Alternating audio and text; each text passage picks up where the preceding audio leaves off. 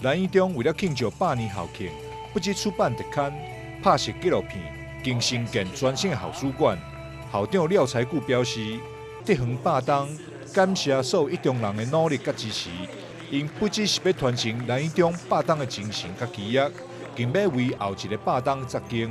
我们的校训诚、惠、健、义、美所启示的五育均衡发展、多元表现的理念，是100年来教育的特色。校歌里面的歌词从在地出发，展现仁者心系天下的胸襟。相信大家对于最后一句“海南一中五福真成功”，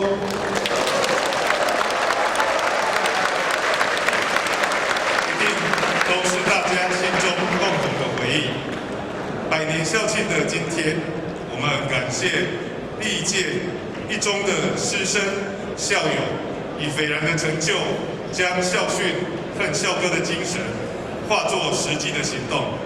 100年来，不管是在财经、法政、艺文、科学各领域，都有南一中校友做出巨大的贡献。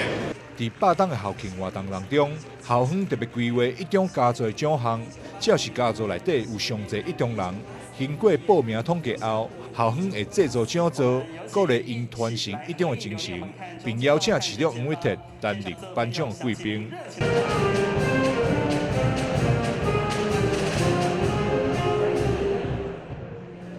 典礼即天，校方嘛邀请真侪贵宾校友登来到母校演讲，有前总统陈水扁、前立法院长王金平等各界重要人士，也拢出席校庆。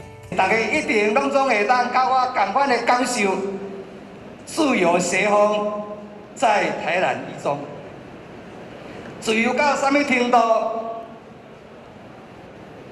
我会记得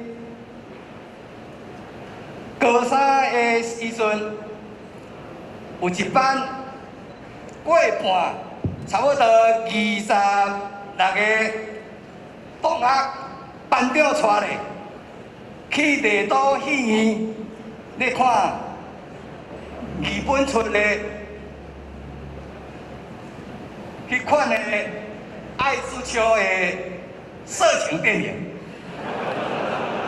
有够潮的，一班过半，班长带咧看。阿扁前总统也毋忘咱一中持续文武人才，互一中不只是台南的一中，更是台湾的一中，全球的一中。并祝福母校校运昌隆。台南新闻张硕伟采访报道。